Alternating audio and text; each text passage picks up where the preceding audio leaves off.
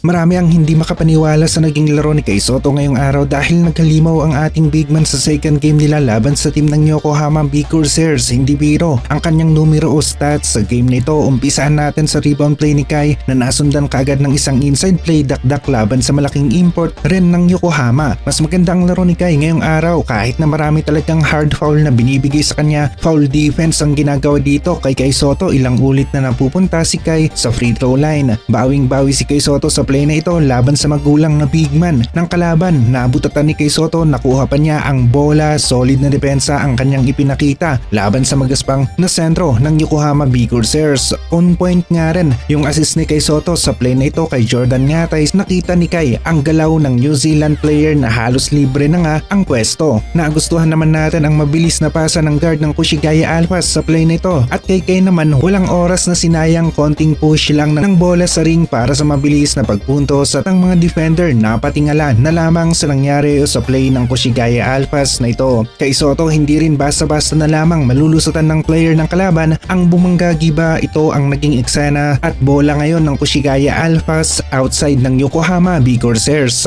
Ganito yung sinasabi natin na magandang pwesto at galawan ng Kushigaya Alphas. Nakaspread ang paa at kamay ni Kay Sotto, walang puwang para sa kalaban at maganda ang lakas na ipinapakita ni Kai dito. Hindi siya nagpatulak sa kanyang defender. Namintin niya ang magandang pwesto malapit sa basket. Maraming beses nga rin na napunta si Kai sa free throw line dahil na rin sa talaga namang parang nagmamartilyo ang kanyang defender kung makapukpok sa kamay ni Kai ang kanyang mga bantay. Nagustuhan natin yung tibay at endurance ni Kay Sotto sa game na ito. Lahat naman tayo kitang kita kung gaano kagulang ang player ng Yokohama sa loob ng paint kada play. Sa pagdepensa nakahawak dito kay Kay Sotto, pero kahit na ganun ang depensa ng kalaban, Kay Sotto nagawa pa rin na makapag-perform ng mabuti sa game na ito. Simple lang ang play na ito, maganda ang pagkakaposisyon ng Kushigaya players, halos nakaman to man naman ang depensa ng kalaban. Umatake na ngayon ang guard ng Kushigaya Alphas, lumapit ang help defense pero dahil dito nalibre si Kai sa gilid at nakagawa ng isang highlight play, dinakdak ang bola at ganito ang resulta kung hindi sila nakakapit nga dito kay Kai.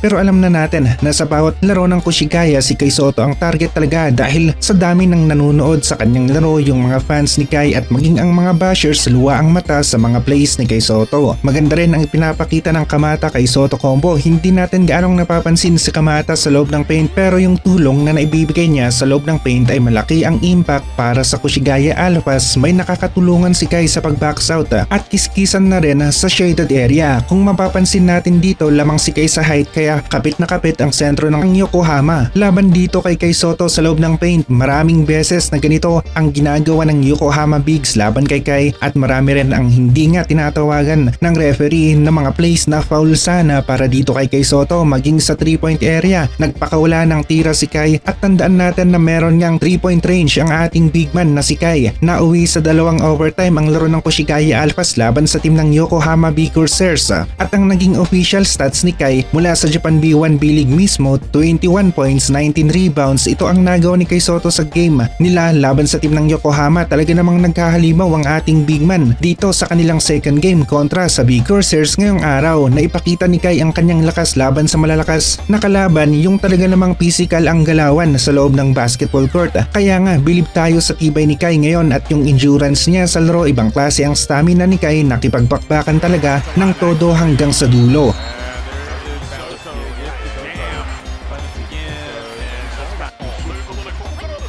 Showed it there. Kai Sotto with a slam.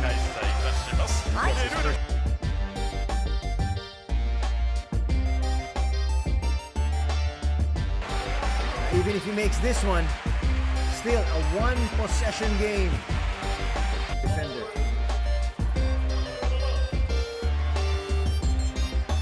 Matsuyama in foul trouble.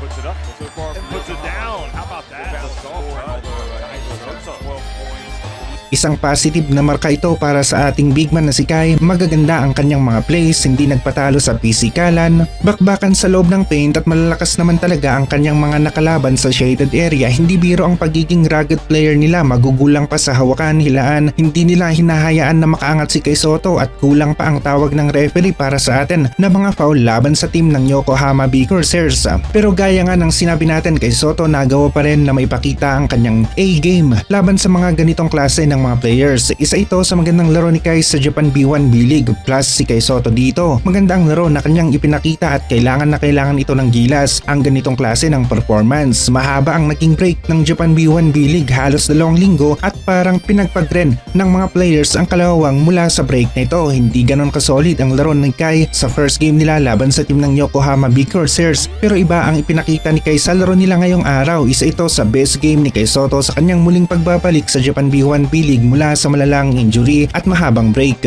Sunod-sunod ang laro ng Koshigaya Alphas ngayon at nakikita natin na mas malakas na performance ang maipapakita ni Kai sa kanila pang mga susunod na laro base na rin sa kanyang naging performance ngayong araw. Hindi biro ang bigs ng kalaban, pero Kai Sotto malakas na laro ang kanyang naipakita laban sa kanila.